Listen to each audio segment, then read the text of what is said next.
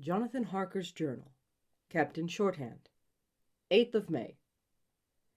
I began to fear as I wrote in this book that I was getting too diffuse, but now I am glad that I went into detail from the first, for there is something so strange about this place, and all in it, that I cannot but feel uneasy. I wish I were safe out of it, or that I had never come. It may be this strange night existence is telling on me, but would that that were all. If there were anyone to talk to, I could bear it, but there is no one. I have only the Count to speak with, and I fear I am myself the only living soul within the place. Let me be prosaic, so far as facts can be. It will help me to bear up, and imagination must not run riot with me. If it does, I am lost. Let me say at once how I stand, or seem to. I only slept a few hours when I went to bed, and feeling that I could not sleep any more, got up. I had hung my shaving glass by the window, and was just beginning to shave. Suddenly I felt a hand on my shoulder, and heard the Count's voice saying to me, "Good morning." I started, for it amazed me that I had not seen him, since the reflection of the glass covered the whole room behind me. In starting, I had cut myself slightly, but did not notice it at the moment. Having answered the Count's salutation, I turned to the glass again to see how I had been mistaken. This time there could be no error, for the man was close to me, and I could see him over my shoulder, but there was no reflection of him in the mirror. The whole room behind me was displayed, but there was no sign of a man in it except myself. This was startling, and, coming on the top of so many strange things, was beginning to increase that vague feeling of uneasiness which I always have when the Count is near. But at the instant I saw that the cut had bled a little, and the blood was trickling over my chin. I laid down the razor, turning as I did so half round to look for some sticking plaster. When the Count saw my face, his eyes blazed with a sort of demonic fury, and he suddenly made a grab at my throat. I drew away, and his hand touched the string of beads which held the crucifix. It made an instant change in him, for the fury passed so quickly that I could hardly believe that it was ever there. "Take care," he said. "Take care how you cut yourself. It is more dangerous than you think in this country." Then, seizing the shaving glass, he went on, "And this is the wretched thing that has done the mischief. It is a foul bauble of man's vanity. Away with it!" And opening the heavy window with one wrench of his terrible hand, he flung out the glass, which was shattered into 1,000 pieces on the stones of the courtyard far below. Then he withdrew without a word. It is very annoying, for I do not see how I am to shave unless in my watch case or the bottom of the shaving pot, which is fortunately of metal. When I went into the dining room, breakfast was prepared, but I could not find the Count anywhere, so I breakfasted alone. It is strange that as yet I have not seen the Count eat or drink. He must be a very peculiar man. After breakfast, I did a little exploring in the castle. I went out on the stairs and found a room looking toward the south. The view was magnificent, and from where I stood there was every opportunity of seeing it. The castle is on the very edge of a terrible precipice. A stone falling from the window would fall 1,000 feet without touching anything. As far as the eye can reach is a sea of green tree-tops, with occasionally a deep rift where there is a chasm. Here and there are silver threads where the rivers wind in deep gorges through the forests. But I am not in heart to describe beauty, for when I had seen the view I explored further. Doors, doors, doors everywhere, and all locked and bolted. In no place, save from the windows in the castle walls, is there an available exit. The castle is a veritable prison, and I am the prisoner.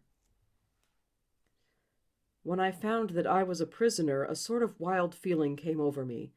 I rushed up and down the stairs, trying every door and peering out every window I could find. But after a little the conviction of my helplessness overpowered all other feelings.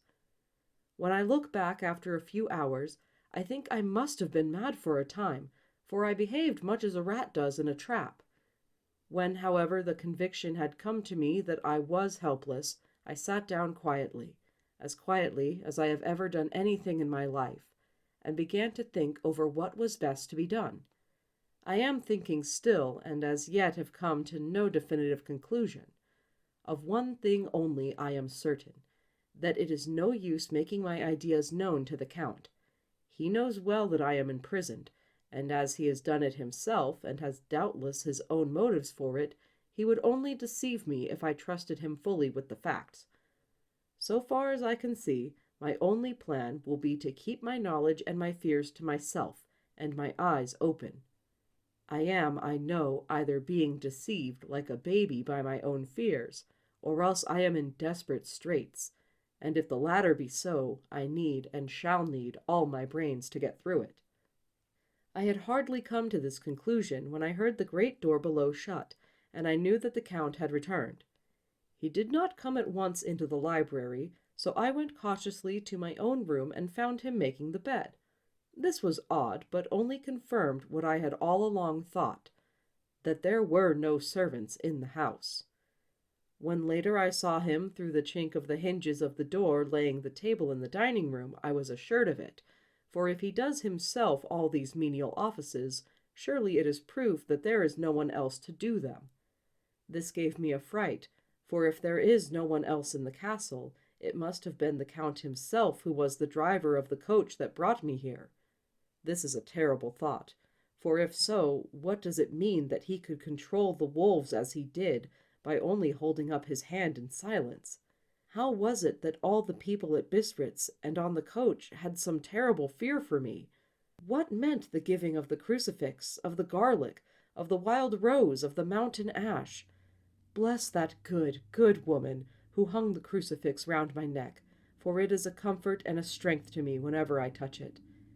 It is odd that a thing which I have been taught to regard with disfavor and as idolatrous should in a time of loneliness and trouble be of help. Is it that there is something in the essence of the thing itself, or that it is a medium, a tangible help, in conveying memories of sympathy and comfort? Sometime, if it may be, I must examine this matter and try to make up my mind about it. In the meantime, I must find out all I can about Count Dracula, as it may help me to understand. Tonight he may talk of himself if I turn the conversation that way. I must be very careful, however, not to awake his suspicion. Midnight. I have had a long talk with the Count. I asked him a few questions on Transylvania history, and he warmed up to the subject wonderfully. In his speaking of things and people, and especially of battles, he spoke as if he had been present at them all. This he afterwards explained by saying that to a boyar the pride of his house and name is his own pride, that their glory is his glory, and that their fate is his fate. Whenever he spoke of his house, he always said we, and spoke almost in the plural, like a king speaking. I wish I could put down all he said exactly as he said it, for to me it was most fascinating. It seemed to have in it a whole history of the country. He grew excited as he spoke, and walked about the room pulling his great white mustache and grasping anything on which he laid his hands, as though he would crush it by main strength. One thing he said which I shall put down as nearly as I can, for it tells in its way the story of his race. We Scalies have a right to be proud, for in our veins flows the blood of many brave races who fought as the lion fights for lordship. Here in the whirlpool of European races, the Ugric tribe bore down from Iceland the fighting spirit which Thor and Odin gave them, which their berserkers displayed to such fell intent on the seaboards of Europe, aye, and of Asia and Africa too, till the peoples thought that the werewolves themselves had come. Here too, when they came, they found the Huns, whose warlike fury had swept the earth like a living flame, till the dying peoples held that in their veins ran the blood of those old witches who, expelled from Scythia, had mated with the devils in the desert. Fools! Fools! What devil or what witch was ever so great as Attila, whose blood is in these veins? He held up his arms. Is it a wonder that we were a conquering race, that we were proud, that when the Magyar, the Lombard, the Avar, the Bulgar, or the Turk poured his thousands on our frontiers, we drove them back? Is it strange that when Arpad and his legions swept through the Hungarian fatherland, he found us here when he reached the frontier? that the Honfoglalas was completed there. And when the Hungarian flood swept eastward, the Scalies were claimed as kindred by the victorious Magyars, and to us for centuries was trusted the guarding of the frontier of Turkeyland. Aye, and more than that, endless duty to the frontier guard, for as the Turks say, water sleeps and enemy is sleepless. Who more gladly than we throughout the 4 nations received the bloody sword, or at its warlike call flocked quicker to the standard of the king? When was redeemed that great shame of my nation, the shame of Kosovo, when the flags of the Wallach and the Magyar went down beneath the crescent? Who was it but one of my own race who as voivode crossed the Danube and beat the Turk on his own ground? This was a Dracula indeed. Woe was it that his own unworthy brother, when he had fallen, sold his people to the Turk, and brought the shame of slavery on them. Was it not this Dracula indeed who inspired that other of his race, who in a later age again and again brought his forces over the great river into Turkeyland, who, when he was beaten back, came again and again and again, though he had to come alone from the bloody field where his troops were being slaughtered, since he knew that he alone could ultimately triumph? They said that he thought only of himself. Bah! What good are peasants without a leader? Where ends the war without a brain and heart to conduct it?